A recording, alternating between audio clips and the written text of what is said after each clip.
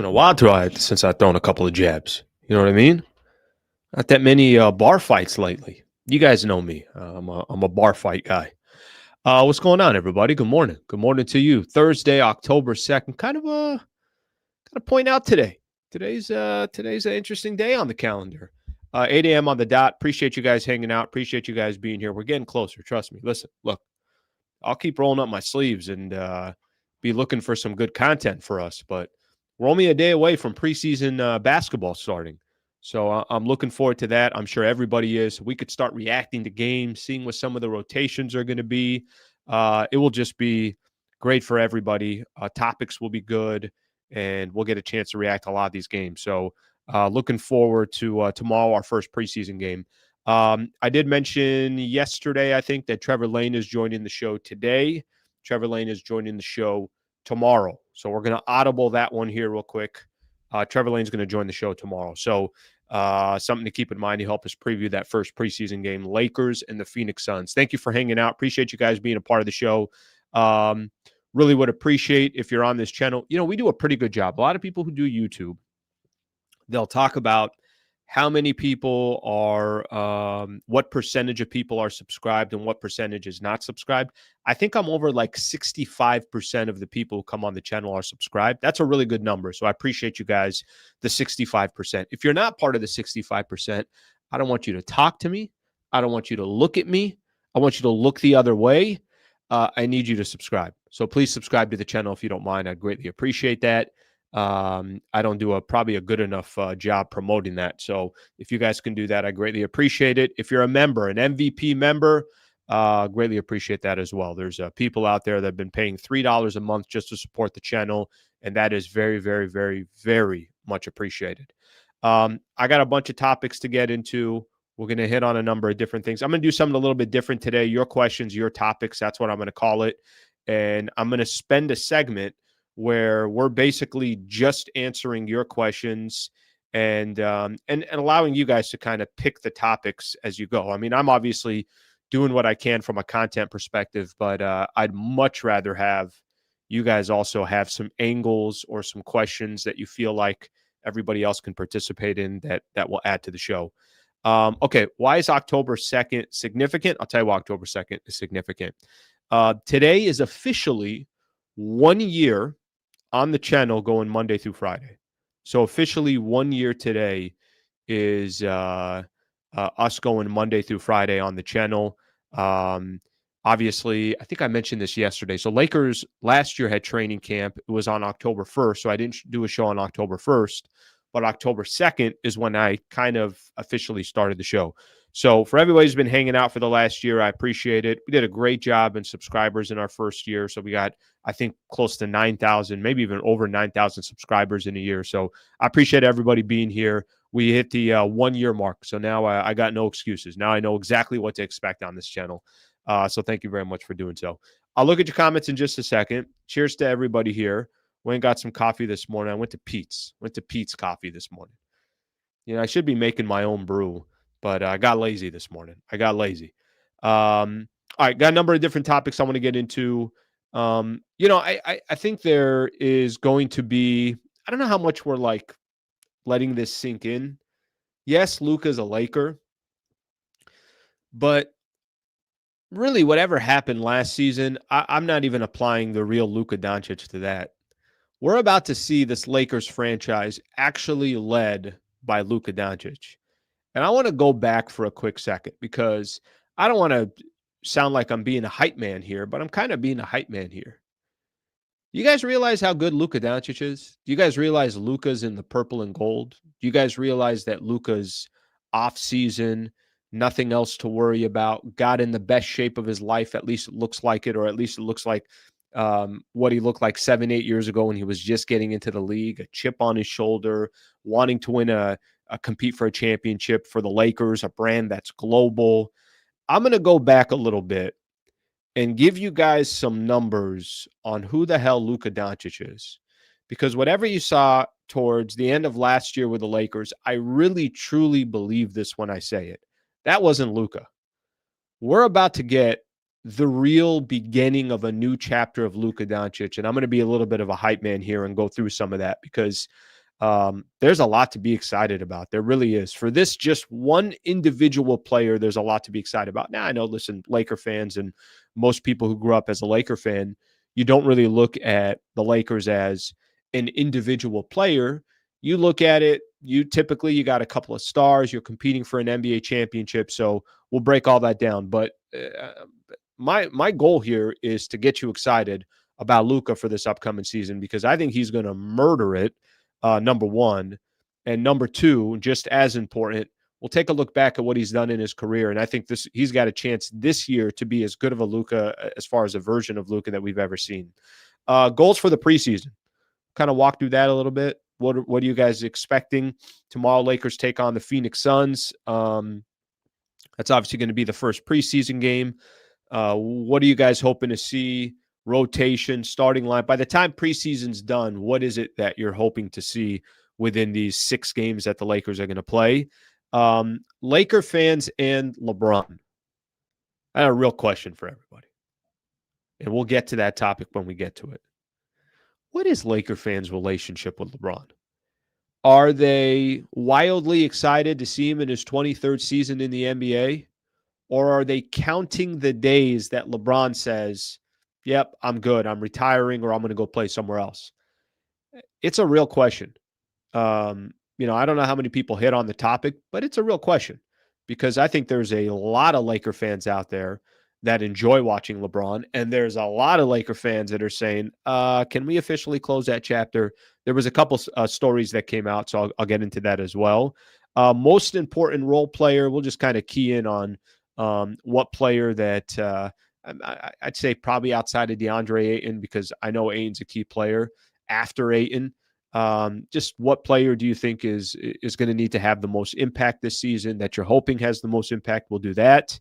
Your questions, your topics, a little bit, couple NBA news stories. We'll kind of recap a little bit of the MLB playoffs from yesterday as well, and what we got going on today. And then we'll call it a day. So thank you for being here. Appreciate you guys being a part of the show. Let me take a look at some of the comments here. Let's get things started here. All right, we got a good morning. Good morning to you as well.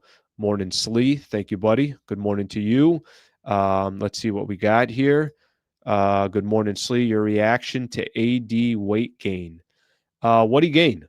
How much did he gain? To be honest with you, I've kind of just been paying attention to the Lakers. So if there's some NBA stories out there, if it's listen, I think, I don't know how everybody feels about Anthony Davis. I got love for AD. I know there were times where AD didn't make it happen, or whatever the case is. There were times he delivered for the Lakers, he didn't. I got nothing but love for AD. I want to see that dude succeed in Dallas, just not do as good when he plays the Lakers. But for the most part, I got love for AD. MC, thank you very much for being a member. I know you just joined the membership, so I appreciate you doing that. Let's see what we got here. Let's see. I got people looking at times. I got a couple congrats, Lee. Appreciate that. 1-year anniversary of the show, going Monday through Friday. So happy about that. All right, let me see here. Take a look. I got one of those magic mouses, the Apple magic mouses. I don't think it's helping me. It's supposed to help me. It's supposed to make things smoother. I think it's making it worse. All right, let's get the show started, and we'll come back. You gained 15 pounds. All right. I mean, I hope that's 15 pounds of muscle for Anthony Davis, and if it is, you know what, it might serve him well for how fragile you can say Anthony Davis typically is. I think the man actually is probably better off that he gains some weight than loses some weight. All right, Luka Doncic. Can I throw some stats out for everybody here real quick? Do we realize as this next chapter is starting for the Lakers? It's already started. And it started the moment that Luka got traded to the Lakers. But I just don't believe the version that we saw of Luka last year. And listen, it wasn't a terrible version, but let's not forget, I think Luka in total last year played 50 games, looked out of shape. His conditioning didn't look good. There's a lot of things that we could point at with Luka, and I'm not even trying to take a shot at him or anything like that, but nobody was really walking away from last season saying to themselves, oh my gosh, this is the best version of Luka and I'm so happy. He shouldn't change a thing to his body or any of that stuff. Nobody was saying that. 26 years old. That chapter with the Dallas Mavericks, that's it. Magic Mouse being churned off. The love of God. The chapter with the Dallas Mavericks done. Nobody's going to pay attention to that anymore. He got that, that game in Dallas, so now nothing's going to be new for him. We know what he did, obviously, in the offseason and his conditioning and everything else. Get ready for the absolute best version of Luka Doncic I think you've ever seen in his career coming. Now, a lot of that's also going to have to do with, well, is there a good enough team built around him so that he can get the most out of DeAndre Ayton, that he can make players like Rui Hachimura or Austin Reeves, he can make them look even better than they really are. A lot of it also will depend on other role players and other players on the squad. But do you guys know how ridiculous this dude's numbers are for his career? And this is why I get excited, because I get excited. The only time in his career where the accolades were not there, his individual accolades. And by the way, it's not just individual accolades, also what he does. It's not like he had bum teams. He was taking teams to the NBA Finals, to the Western Conference Finals. He was beating squads that on the road in Game 7 at Phoenix, beat the Clippers. I mean, he was going through teams in the playoffs too, where it's like, yeah, the Mavs aren't supposed to beat that team, and they would. But let me just kind of remind everybody of who Luka Doncic is. First year in the NBA, he wins Rookie of the Year. Second year in the NBA, he's an all-star, and he gets 4 MVP votes. He's already starting to get the conversation of MVP votes. Third year in the NBA, gets 6 MVP votes. Fourth year in the NBA, gets 5 MVP votes. Fifth year in the NBA, gets 8 MVP votes. And then the season before last year, where they made it to the NBA Finals, he got 3 MVP votes. Listen, your whole career is not based on MVP votes. I'm not telling you that it is. But last year, obviously, he got traded. Let's not look at last year because of all the different elements that went on last year. Let's look at the year prior to that. Do you know what his numbers were? In the 2023-2024 season, let me give you guys his numbers with the Dallas Mavericks. Do you know he averaged 34 points a game? You know he averaged 9 rebounds a game and 9.8 assists per game? Last season, I think, was just a wash. He was injured, came back from the NBA Finals, and however you want to describe it, maybe not in the best shape, eventually gets traded, plays 50 games. Whatever version you saw of Luka Doncic last year, that ain't the version.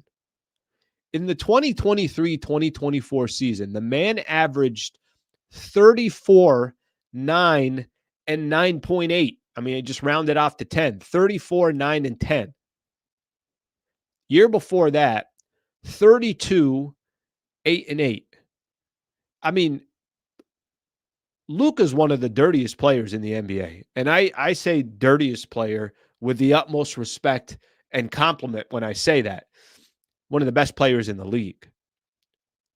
Wouldn't you say, of the way Luka's career has gone so far, this is all kind of leading towards one of those seasons?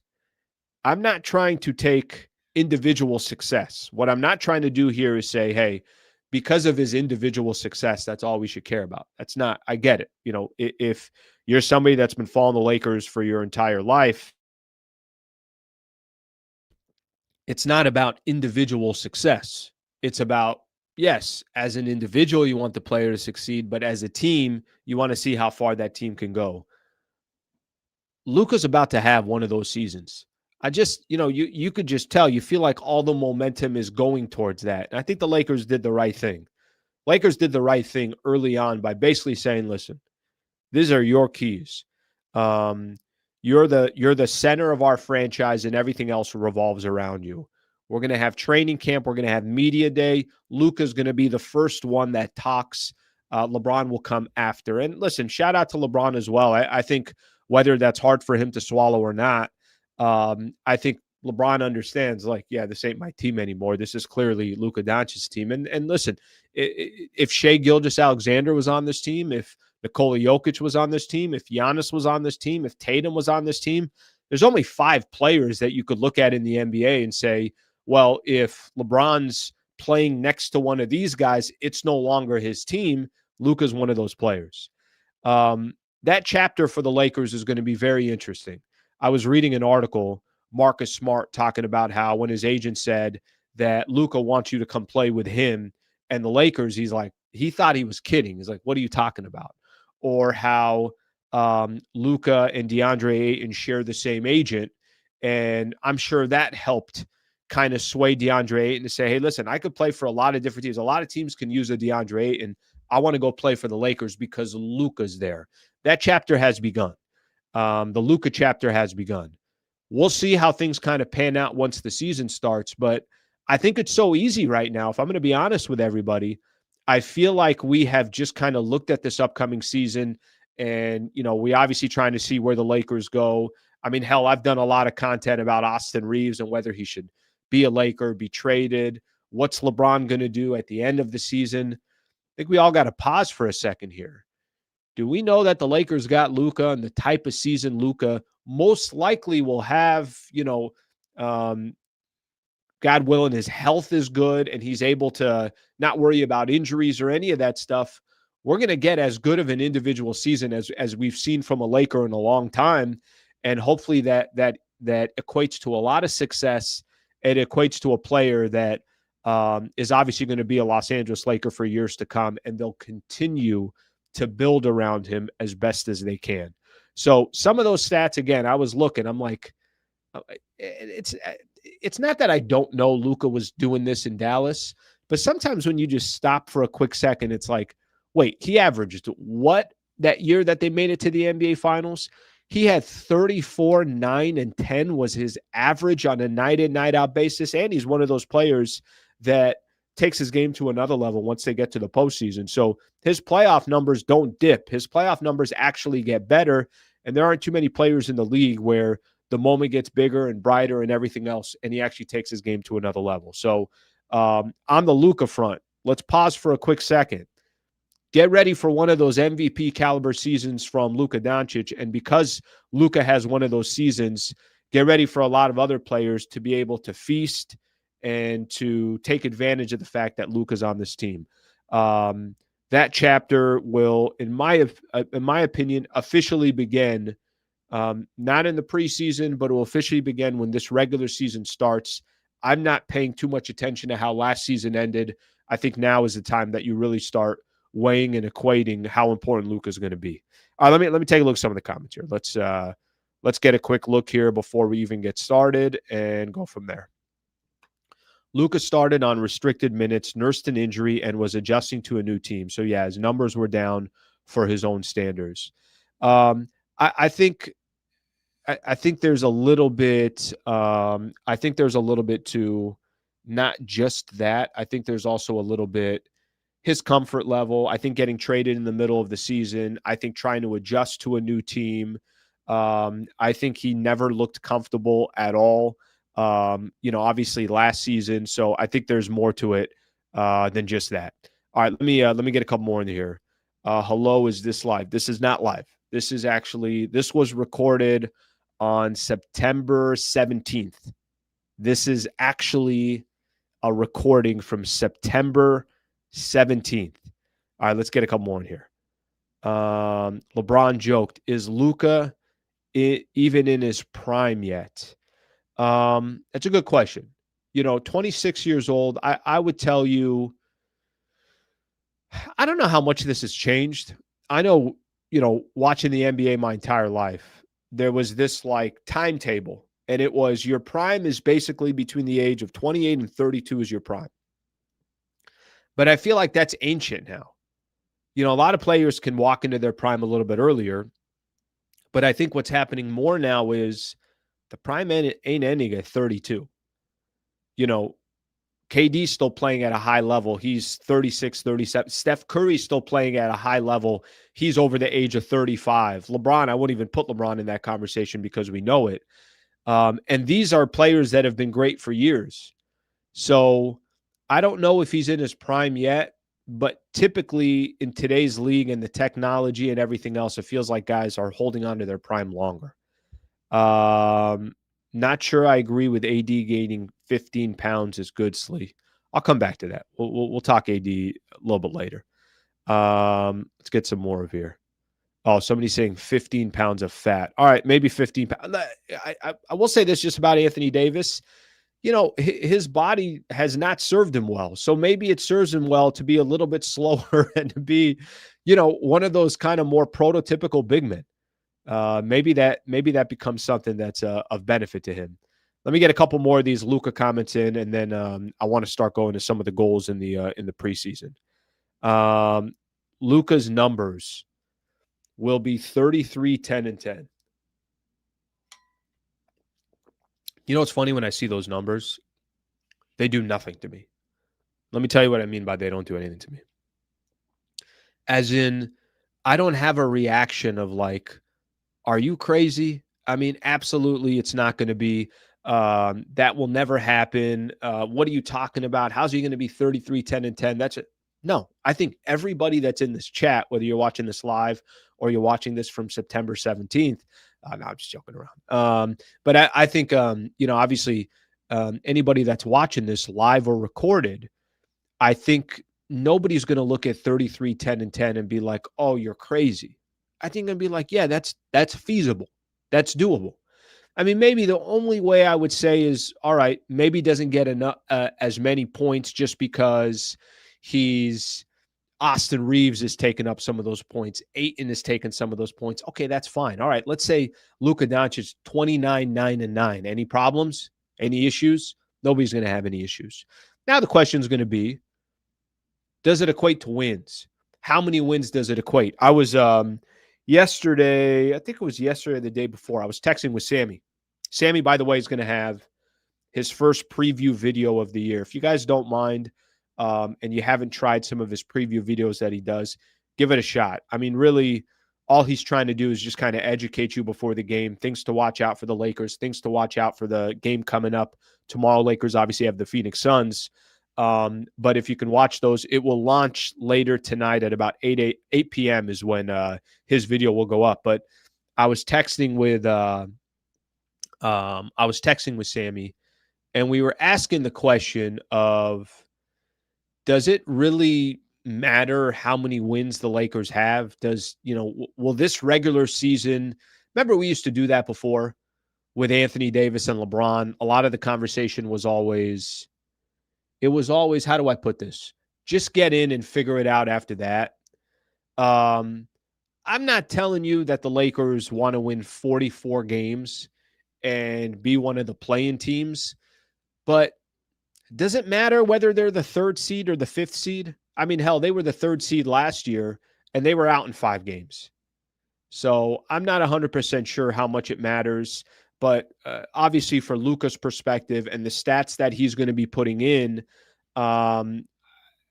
it's going to equate to a lot of wins. The question I want to say, what does Vegas have Lakers? I saw some, it's like 51 wins. If Lakers, look, if they get 50 or 51 wins or somewhere around there, they're going to have home court in the first round.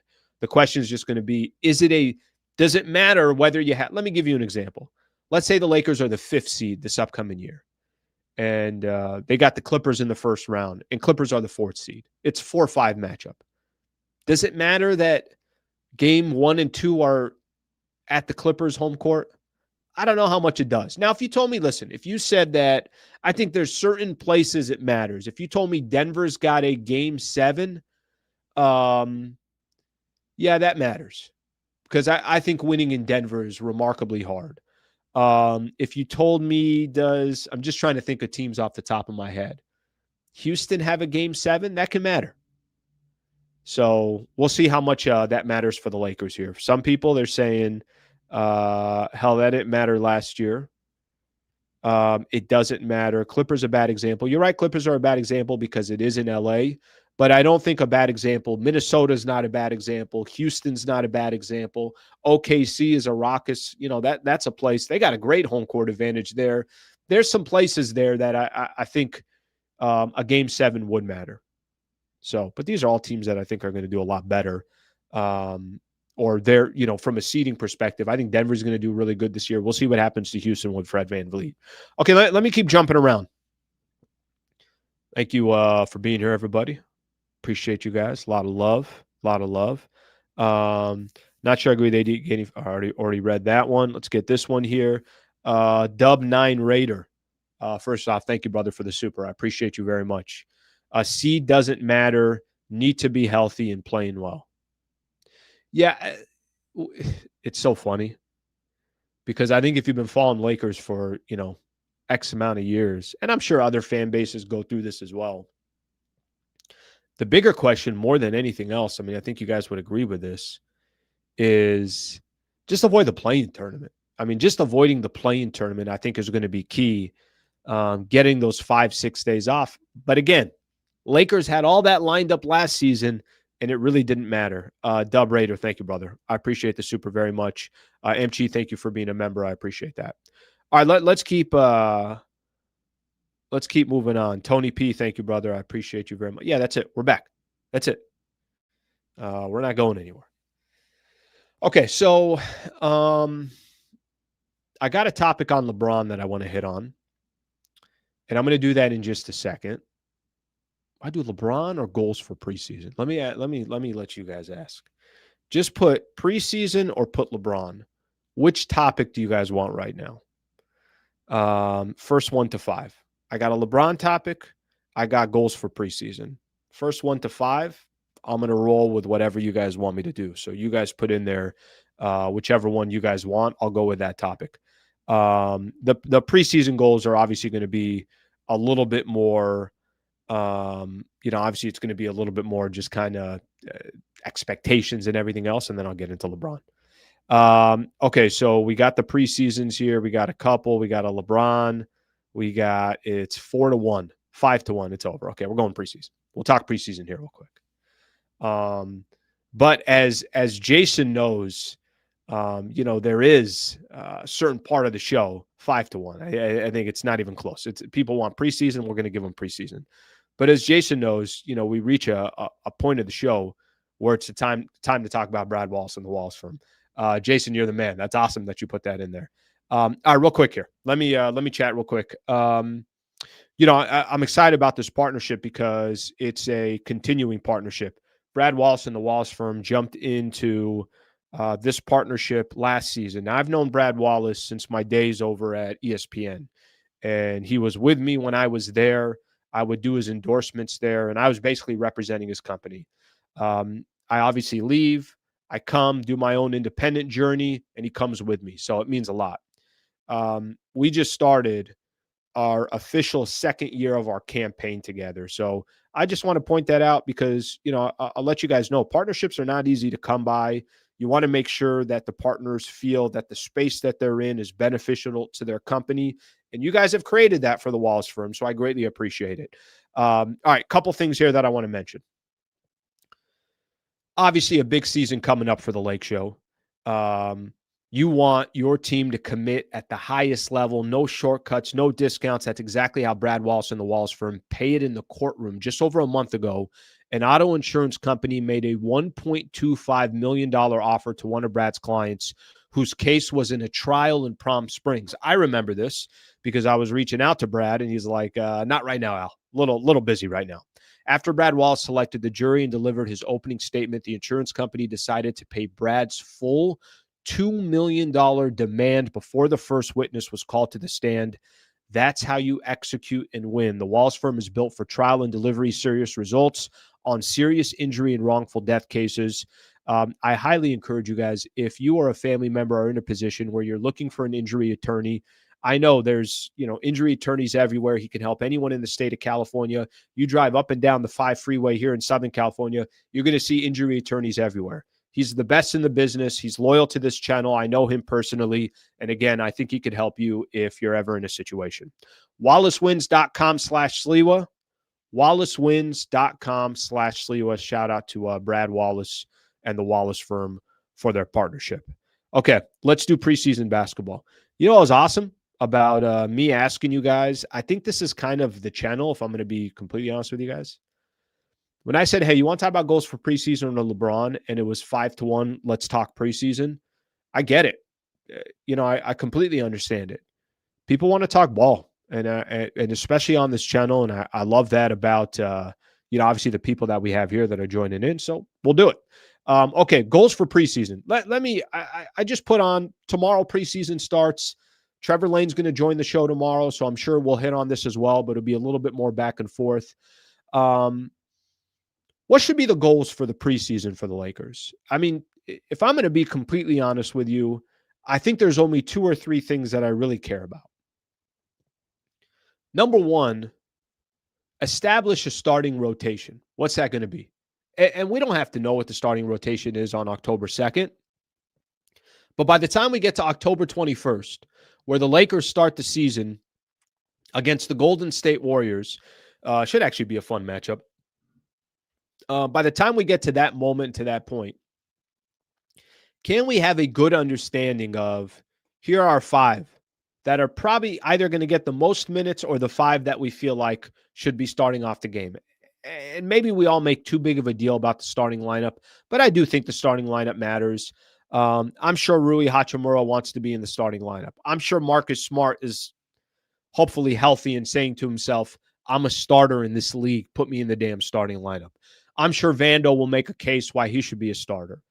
One of my hopes in preseason basketball is to get a chance to see what some of these rotations look like and what the starting lineup looks like. Okay, another goal that I would say for preseason basketball. What's the style of basketball that the Lakers are going to play?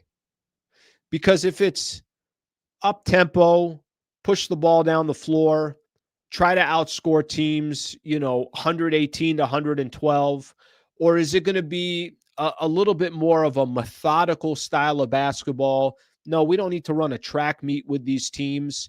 We'll have a little bit more focus on the defensive side. And even if teams get set up on defense against the Lakers, Luka's going to slice and dice you anyways. So it's going to be a little bit more, the tempo is going to be a little bit more tamed.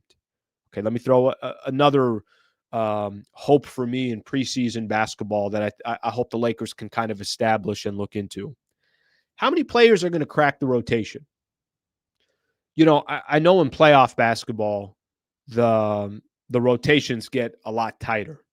So you're not going to have as many, you're not going to be playing 10 or 11 guys in a playoff series. Well, in preseason basketball, you're playing everybody. But and they don't have to figure this out in preseason. I think you're going to figure out exactly what that comfortable rotation is over 20 games or so. I know LeBron's going to get PT. I know Luka, Reeves, Ayton, Smart, Vando, Jake LaRavia, and Jackson Hayes. I know what they're going to be in the mix here. All right. Rui as well. Rui Hachimura as well. That's already 9 guys right there. What's Maxey going to be doing for the Lakers this year? Is Dalton Knecht going to get opportunities this year? Is Gabe Vincent falling further and further down the bench, or is Gabe Vincent going to justify the 3-year contract that he signed with the Lakers? So I think for me, those are some of the things that I'm really kind of looking forward to this upcoming season. And at least in preseason, some areas that I'm hoping we get some clarity on. Where I hope we get some clarity on is what does that starting lineup look like? What's the style of play Lakers want to play? What's most beneficial to them? And frankly, when I listed out some of the styles, I don't need to see a 118 to 112 game every night. I hope there is a little bit more of a defensive mindset for the Lakers, and hopefully that is going to be the case. I just don't think you win unless you can get stops. And then what players crack the rotation on a consistent basis? So those would, I think, be the 3 things that I'm most looking forward to in preseason basketball, and we'll see how much all 3 of those we get some clarity in those, or that's going to take 20, 25 games to get some clarity in those. Let's take a look at some of the comments, see what people are saying. Let's see. If it's 0D again like last year, it's one and done in the first round. Yeah, I mean, if I'm going to be honest with you, and it's one of the things that I think there's such a misconception, I think, in the NBA sometimes. I'll give you an example. People remember the Showtime Lakers, Magic's no-look passes, Byron and James Worthy running the break. You just remember all those unbelievable highlights, Kareem doing what he was doing. You know what they don't remember is how Showtime era used to lock down teams, how Michael Cooper was one of the best defenders. I think Larry Bird said that's the toughest defender he's ever had to go up against. Kobe and Shaq days, people remember Shaq dominating, Kobe with the fadeaways, blah, blah, blah. Lakers used to lock down teams. Go back. You can go to the Golden State Warriors going through that period where they dominated with KD and Clay and Steph and Draymond and Iguodala and all these other players. When they needed stops, they got stops. If you're going to be a championship squad, you got to play defense. So if the Lakers are, 21st in team defense in the NBA, I won't be feeling that. So we'll see. But that's where guys like Ayton and that's where guys like Marcus Smart, some of these additions that you got, some of the guys that you lost, Dorian Finney-Smith, we'll find out what their effects are. All right, let's see what else we have here. Daily meditation. Smart is injured and a bench player now. He's probably the biggest question mark. By the way, you know who else is injured? Maxi Kleber's already injured again. Maxi Kleber got an MRI after injuring his quad at training camp. McMenamin put this out yesterday. JJ basically said, hopefully it's nothing serious. I'm like, are you kidding me? And even, Marcus Smart's not 100% healthy right now. So we're going to see how that obviously, we're going to see if he's all good or if this is going to be a problem for a little while here. But the Marcus Smart piece, just to stay on that for a second, I do think he's such a wild card. Either he's going to be 40 games this year and just that's it. His career is going to be dealing with injuries, or he's going to be a major factor. When I say major factor, as in a major role player. If it's the 40 and injured, yeah, that's, obviously Lakers have no risk in bringing him in, but it would just be disappointing because I still have a perception of Marcus Smart in Boston where I thought he was a real factor. Going to be 3 on 5 all year at the defensive end for LA. Gabe Vincent is a sunken cost. Yeah, that nice guy. I mean, I'm there at media day and I'm listening to him talk. He's polished. He's very respectful.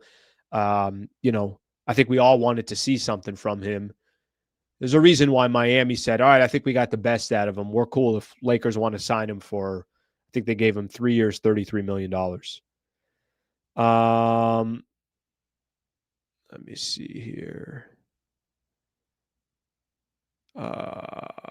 Some other people here, Jake LaRavia or Dalton, LeBron, Reeves, Luka, Ayton, and Smart. Okay, this is Sam talking about starting lineups. See some more of these comments here. Start Vando. Daily meditation. That's what I'm thinking too. I'd love to see that. I want to see what that looks like. And if that, if Marcus Smart gets healthy and he eventually works his way into the starting lineup, that's a good thing. That would be a really, really good thing. We'll just see how things kind of play out here. Slee, 31-year-old Marcus Smart. It's a young man's league. Last time Smart was healthy and contributing was 4 years ago. 2022, I think he was defensive player. I think it was 2022. Listen, it's been a few years. This is going to be his kind of last opportunity, too, to see if he can get paid. So he wants to take advantage of this as well. All right, that's some of my preseason hopes, goals, expectations, and we'll see how those all pan out. Let's get a couple more in here. Let's see. When you don't take seeding serious, you end up underestimating your matchups like y'all did with Minnesota. You don't cheat the game. Spurs 27-28 champs. Thank you for the super brother. By the way, listen, I've said this before. I don't care what fan base you're a part of. I don't care, what team you root for. Doesn't matter to me. You want to get in on this conversation. You want to have conversations. I love talking NBA. Spurs are going to be scary this upcoming year, but you're always welcome to the conversation. So I appreciate you chiming into the conversation. Thank you for doing that. And thank you for the super. I greatly appreciate that as well. I don't think it's a matter of not taking seeding serious. Lakers took seeding very serious last year, and they were still out in 5 games. I don't think it's not respecting the game or the regular season. I think there are certain teams where it's like, you got to weigh. Do we empty our gas tank to get the right seeding, or are we confident enough of our team, our veterans, and everything else that we can walk in and do some damage? I think last season was a bad example of people not respecting the seeding. Lakers were shooting all their bullets to get home court. I thought the Golden State Warriors were shooting all their bullets to get home court. They just didn't have it. It didn't happen. I thought Houston, Denver, everyone was trying to get home court last year.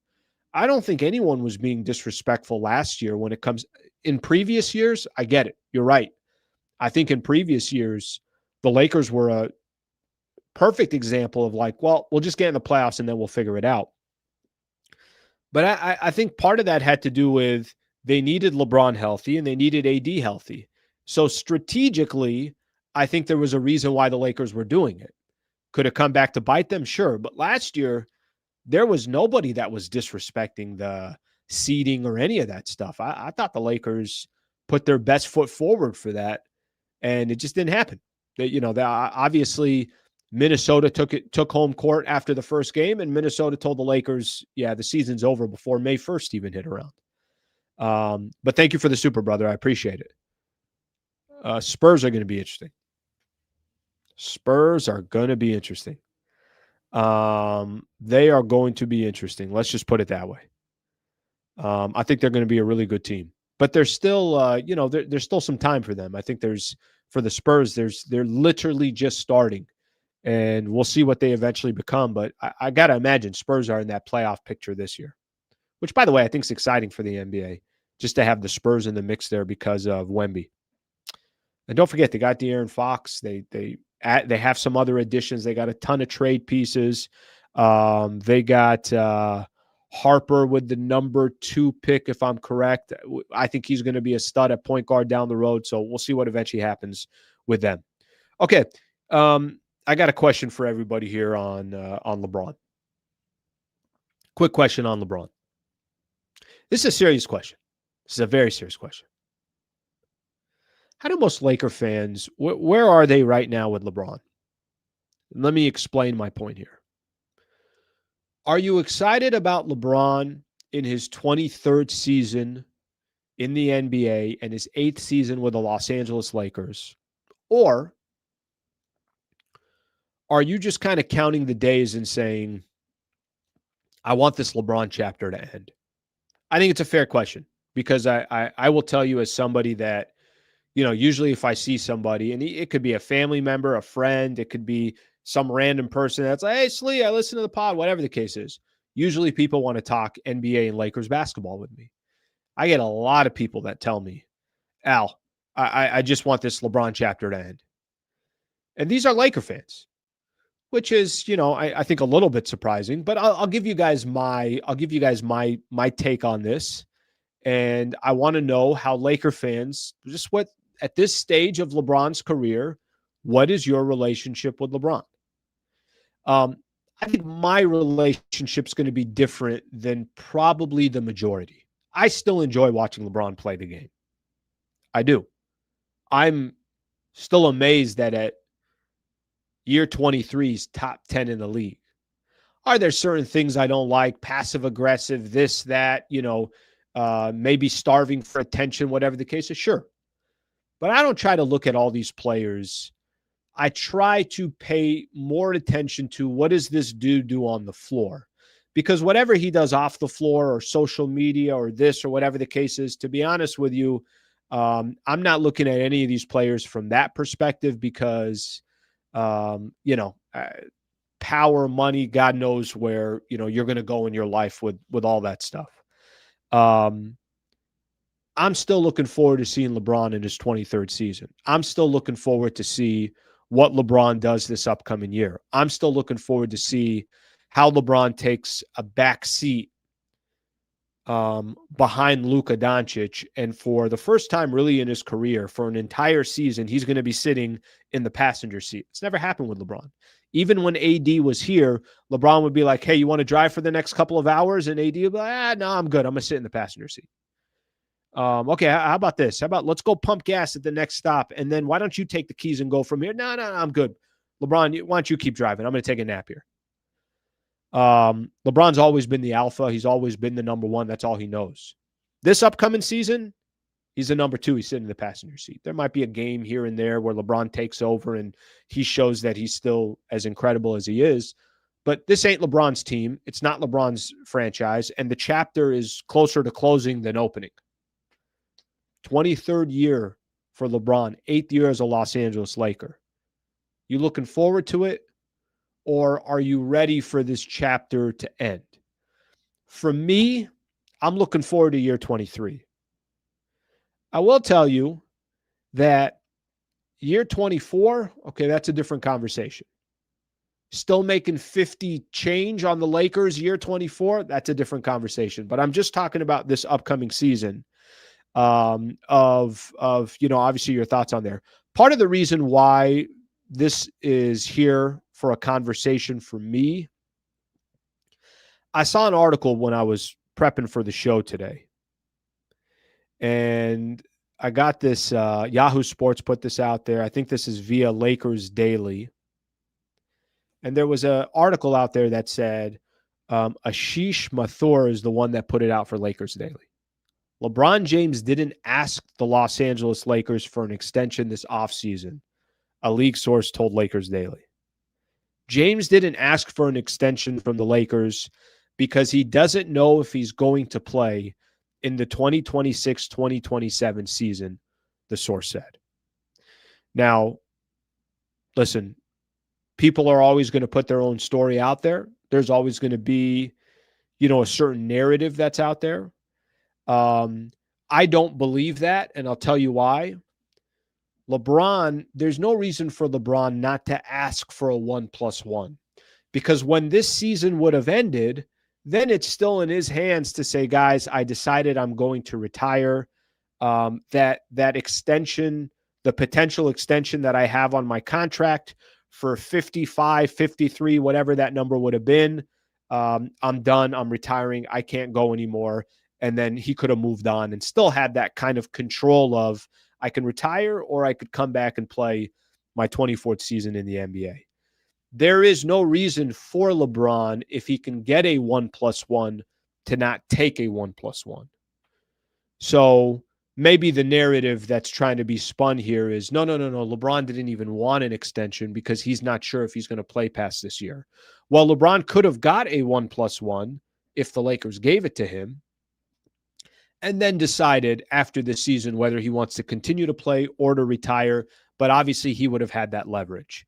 By not getting that extension, he does not have that leverage. Now the leverage is with the Lakers, and maybe the Lakers wouldn't have done this if they didn't trade for Luka. Maybe the Lakers wouldn't have done this if it was still LeBron and Anthony Davis. But the table has turned. The way I started the show is get ready for the real chapter of Luka Doncic to start this upcoming season. So with all that being said, are Laker fans, are you looking forward to the upcoming season with LeBron, or are you more looking forward to, I'm ready for this chapter to end with LeBron? Let's take a look at it. Let's take a look at what people are saying, and I'll be curious to get your guys' opinion. All right, I got a couple supers here that I'll get to in just a second. I appreciate you guys sending out those supers. All right, let's see what we got here. We lost a lot of games because LeBron wanted to take over with that shot chucking ish. Stop it. I don't know if that's for me or if it's somebody in the chat. You want to go, Danny? Let's go. All right, let me respond to this real quick. Lakers didn't lose games last year because of LeBron. Okay. I think Lakers didn't get eliminated in 5 games last year because of LeBron. Let's get that point out right out the gate. I think if people want to be annoyed with LeBron, I need you to be more specific from a basketball perspective. Listen, I'm not telling you that LeBron was guarding players the way he used to in 2016. I understand that. There definitely were times where LeBron, poor shot selection, taking, you know, making a pass towards the end of a shot clock, and he's putting somebody in a difficult position and they got to take a shot. That's a bad shot. Dribbling too much. I'm not telling you LeBron didn't make mistakes last year. But if you think LeBron had nothing to do with winning 50 games and the number 3 seed, and did they get their asses kicked against Minnesota? They did. But if you think that was because of LeBron, I don't know what you want me to tell you. LeBron was still great last year, still top 10 player in the league. So, anyways, that hopefully answers that question. Let me look at some more here. Let's see what we got here. It's a matter of cap space. Okay, that part's fair. By the way, like I said, for year 23 for me, I don't think there was another player that was going to come in. And you guys got to understand something. It's not apples to apples. So just because LeBron's making 52 and change, it doesn't mean the Lakers, if they didn't sign LeBron, they got 52 million to play with. It's not how it works. So keep that one in mind. After this season, I think everything else is up in the air. For me, after this season, it's completely different for me. All right, he's worth 25 to 30 million next year. Think he's worth 60 million. You're tripping. Yeah, I think from a basketball perspective, right? Listen, I've said this before. The biggest thing for me is Lakers are going to eventually need another star with Luka. They're going to. It's how you're going to win in the league. Or you're going to need you're going to need all-star caliber player next to Luka. You're going to. And if they're able to somehow figure out a way to do that for the following season, and LeBron wants to stay with the Lakers at a, much discounted rate because he wants to compete for an NBA championship, then I'm all in. Actually, I think the perception for him with some of these Laker fans would also be great. I think ultimately the LeBron era was frustrating because it seemed like constant underachieving. Main problem is we always compared him to Kobe, so Laker fans will never give him a break. Well, first off, let me tell everybody this. Why do Laker fans compare him to Kobe? I never understood that. I watched every single minute or every single year, let's just say, of Kobe's career from 1996 when he was a rookie till he retired in 2016. Why do Laker fans try to put LeBron and Kobe in the same conversation? You can't. Let me give you an example. If I told you who's the greatest Laker of all time, does LeBron's name even come up? It doesn't come up. Let greatest Lakers of all time. Whatever order you guys want to put these in, okay? Kobe, Magic, Kareem, Shaq, Jerry West. I haven't got to LeBron yet. You want to know why? Because he's not the greatest Laker of all time, and he's not the top 5 greatest Laker of all time. Okay, and there's other players that you could probably put in that conversation as well. Let me pause there. Let me say the greatest player of all time. What do most people say? They say Michael Jordan. They say LeBron James. They say Kareem. They say Bill Russell. They don't say Kobe. If I told you the greatest player of all time, LeBron's on that list. If I told you the greatest Laker of all time, it's probably Kobe, and there's no really conversation. He played 20 years for the Lakers, has 5 NBA championships. The point that I'm trying to make is why people try to connect Kobe and LeBron as a Laker makes no sense to me. It just doesn't make any sense to me. LeBron will never be Kobe as a Laker, and LeBron's goals were never about being a Laker. It's about being the greatest player of all time. So I have a difficult time understanding that argument. I know people try to put them together, but that one doesn't do anything for me. All right, here's one from Raymond. I'm looking forward to seeing him. So he's looking forward to seeing him for his 23rd season in the NBA. Let's see what we got here. It's simple. The defense is a problem. Can't win that, especially in that critical position. He's a one-dimensional player at this stage. We need a quick athletic defenders. We know what he's going to do. Same last year before that. Okay. So here's another one. LeBron every day and twice on Sundays. So you know what? Probably a little bit more support for LeBron than I thought. That people are excited to see LeBron in his 23rd season. I thought I was the only one. But it does kind of, it feels weird sometimes with some of the conversations with LeBron. I do think that I'm not talking about next season. I'm talking about this season. And you could also say, yeah, I'm excited to see him for this season. And then I'm also excited for that chapter to end next season. That actually, to me, is probably where I lie.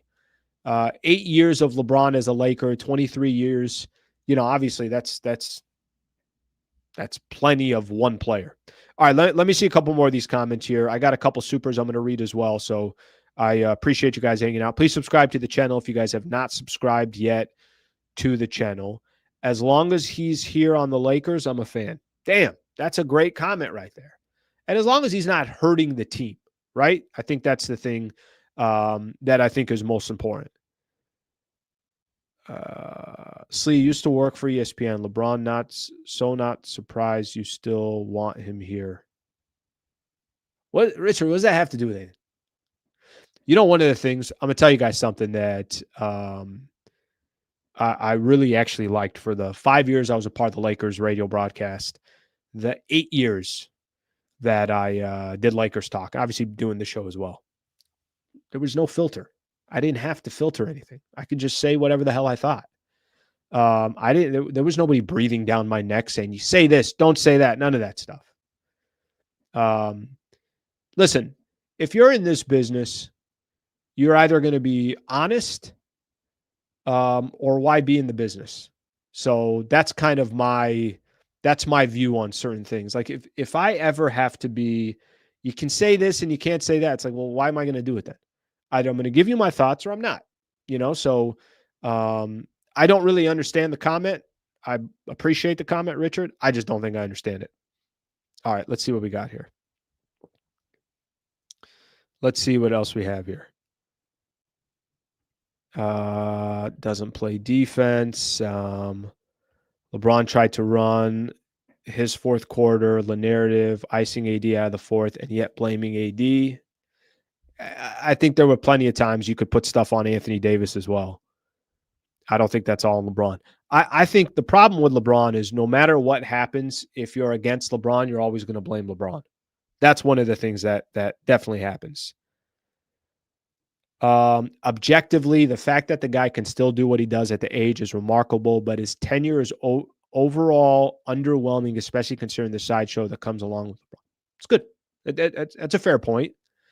They did win the championship, obviously, in 2020. A lot of people look at that championship, say, oh, well, this, that. I do think they had a legitimate chance, whether the NBA final or whether that playoff run, COVID didn't happen, was in all these other arenas and everything else.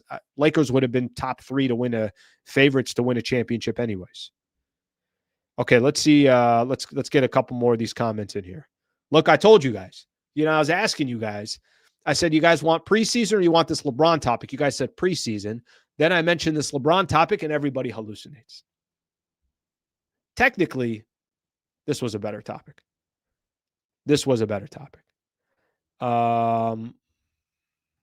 Because they are both majorly successful, iconic players with massive fan bases who were Lakers franchise players. This is talking about the Kobe and the LeBron. Let me put it this way.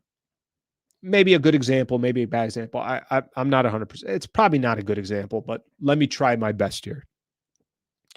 When Shaq became a Laker, was everyone comparing Shaq to Kareem and saying, I don't want Shaq to have success because Kareem is a Laker? No, nobody was doing that. So that's my point here is if the two players, the iconic players, both play for the same team, LeBron will never, ever be anything close to what Kobe is as far as what he accomplished for the Lakers and the love that Laker fans have for Kobe. He can't. He played for 2 other teams. He has championships with other cities. LeBron or Kobe never rocked another jersey. He can't. That's my point more from it. Let's see what we got here. LeBron fans try to connect LeBron and Kobe. I don't know. I think it's more Laker fans that try to connect the two. Maybe I'm wrong. I never actually looked at it from that perspective. I always felt like it was more of a Laker thing than anything else. Okay, let me read a couple of these. Supers here. Astrohead, you've been an MVP member for 7 months, brother. I appreciate you very much. Thank you very much for doing that. Long time since being this excited for a season. Be excited, honestly. I will tell you, for me, be excited because of Luka. We're going to see some beautiful basketball. If you're a fan of basketball, we're going to see some beautiful basketball from Luka Doncic. I was reading out some of his stats earlier. You know, the year they made to the NBA Finals, 34, 10, and 9 was his average. Are you kidding me? Get ready for the real version of Luka. I don't think we've seen the real version of Luka Doncic. Whatever that was last year towards the end of the season, I don't think we've seen the real version of Luka. Get ready for the real version of Luka. Rosemary, thank you very much for the super. Teams you can see trying for AR. Milwaukee. Oh, trading for Milwaukee or Golden State. Yeah, I don't know. You know, the Austin Reeves thing, honestly, I'm going to try to get off the topic more because I think it's just dominated the content about Austin Reeves and trading and where does he go. I'm going to let the season kind of start and see how things look, and then we'll figure it out from there.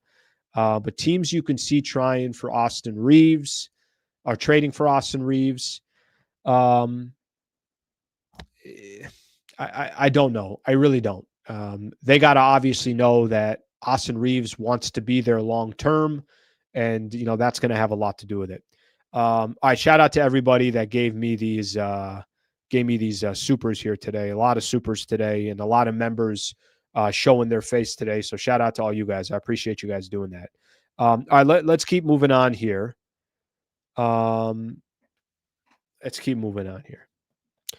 Honestly, your questions, your topics, I feel like we already did. So I'm going to kind of keep moving on with some of these other topics. I got a few more things left. And then we're going to call it a day. And then tomorrow we are back with Trevor Lane. Trevor Lane's going to join the show. Chill show today. Phenomenal show. This is perfect. Enjoying the show today. 1 year anniversary of the show too.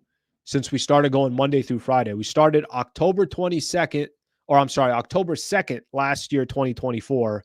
And here we are now, obviously 1 year later. So thank you, everybody, for being here and making this channel what it is. So I appreciate you guys very much. Okay, a couple things on the NBA, and then I'm going to hit on the MLB playoffs, and then we're going to call it a day. I saw this. This was kind of an interesting article for more for NBA fans here. ESPN did this thing. NBA teams that gained or lost the most roster value this offseason. So basically the good and the bad. They do this on, they do their WAR or whatever it's called, and different ways of statistically equating teams that gained the most value, lost the most value. Let me actually share this with you guys. We could look at this together because I think it's actually an interesting list. I mean, I think number one is interesting, to be honest with you. Let me pull this up here real quick. Share this, and then we could look at this together. So again, these are top 5 teams that gained the most value over their offseason moves and lost most value over their offseason moves. Clippers, number 1. Clippers gained the most value in the offseason, according to ESPN. So for all those who are looking at the Clippers, and they are a very interesting topic right now that has absolutely nothing to do with basketball. They supposedly gained the most value. Got Chris Paul, got Brook Lopez, got Bradley Beal, got John Collins, lost Norman Powell, Ben Simmons, and Amir Coffey.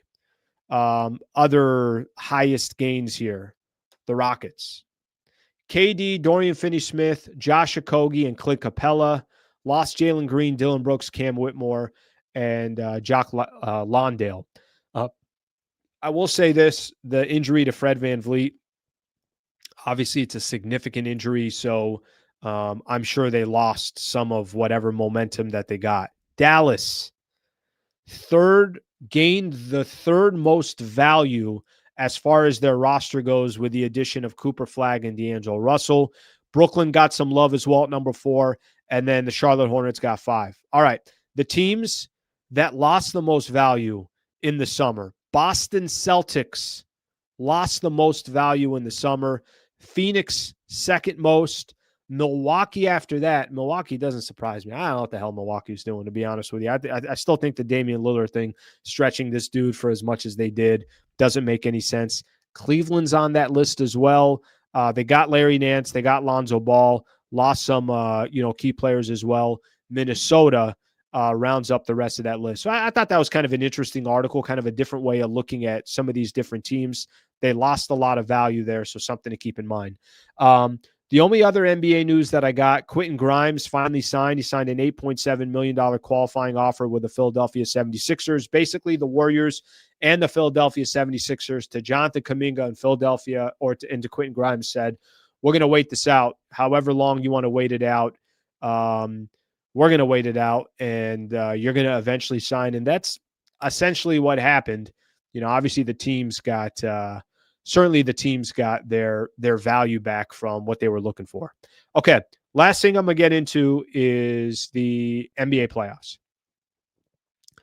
MLB playoffs.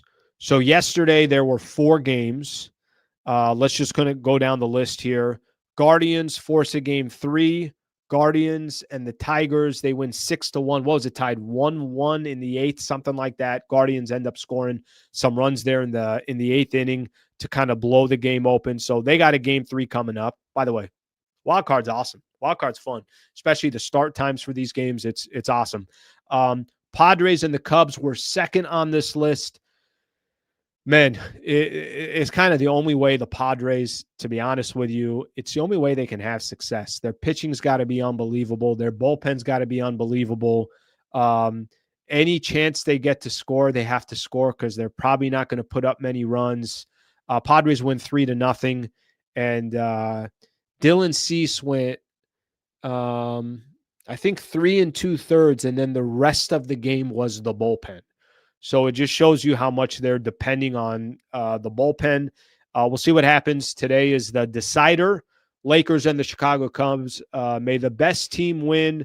I think their start is at 2. I'll go through the starts in just a quick second, but that's kind of the only recipe for the Padres is they got to give up virtually no runs, and they got to score. It's got to be a low-scoring game for them to win, and basically their pitching's got to be perfect. We'll see what happens today. Red Sox and the Yankees. Really good game, really exciting game. Obviously, this game's got all the history between the two franchises. Yankees had the lead pretty much all game. Boston would come back and tie it. I think it was Yankees up 2-0. Boston ties it 2-2. Yankees up 3-2. Boston comes back and ties it 3-3. And then eventually the Yankees win. I think it was a walk and then a ball hit down the line. They eventually win 4-3, and they force a game 3. The final game, the night game, the Dodgers and the Cincinnati Reds. It's the best team in baseball, and I don't even think it's close. I really don't think it's close. The Dodgers rotation is it's unmatched. I'm trying to think here, and listen, maybe somebody knows this better than I do, but I remember growing up, there were certain rotations in baseball where you're like, that might be the greatest playoff rotation I've ever seen. And Atlanta comes into mind. And it was Smoltz, Glavine, and Maddox. And you're like, what the hell do you do with this? And listen, anything can happen in baseball. So, a guy can have a bad night. But when you're throwing Blake Snell, Yoshinobu Yamamoto, they have, I don't know what their rotation is going to be against Philly, which, by the way, is must-watch TV starting on Saturday. That's a really, really good series. I think that's the two best teams in the NL, in my opinion. But they got to go up against each other. But when you're throwing, I know that they got Shohei going in game one in that series. Okay, what did they do after that? Is it Glass now? Is it Kershaw? Like the amount of options they have from a starter perspective, the way that they can even use some of these guys and say, take them out of the bullpen, it's just ridiculous. And oh, by the way, they scored 18 runs in 2 games. So I don't know what you do with that, but Dodgers obviously beat the Reds in 2 games. Okay, schedule coming up for today.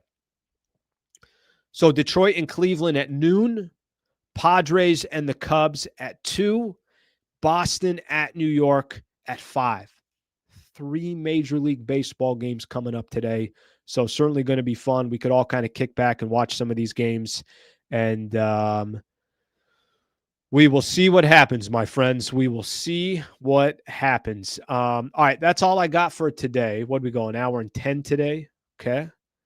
Good work out of everybody. I see some people here saying Ohtani will go game 1. I know Ohtani is going game 1. I guess my bigger question is, what are they going to do later as far as after game 1? But it just kind of shows, obviously the options that they have. It's filthy. I don't think I've ever seen anything like that. All right, let's see what we got here. There's also a football game. Oh, that's right. It's today Rams and Niners. Are you kidding me? I mean, what kind of a treat are we getting in sports today? And the NBA hasn't even started. It's a fun time of the year. I'm telling you guys, anyone that wants to challenge me that October is not the best sports month, I don't know what the hell you're talking about. Some people are like, oh, March, you got March Madness. I'm like, who cares? Nothing's better than October when it comes to sports. We definitely are spoiled these next couple of weeks. All right, did I miss anything? I don't think I missed anything. I think we're good. I appreciate you guys hanging out. Thank you very much for being here. Definitely enjoy doing the show again Monday through Friday. 1 year under our books. Thank you very much for that. Please subscribe to the channel if you guys have not yet subscribed. Anybody that you think that would like the channel, would like the content, feel free to share it with them as well. I will be back tomorrow morning, 8 a.m., me and Trevor Lane from Lakers Nation breaking down some Lakers basketball and getting you ready for preseason game number 1. Thank you, everybody. Have a great rest of your day, and I will see you tomorrow.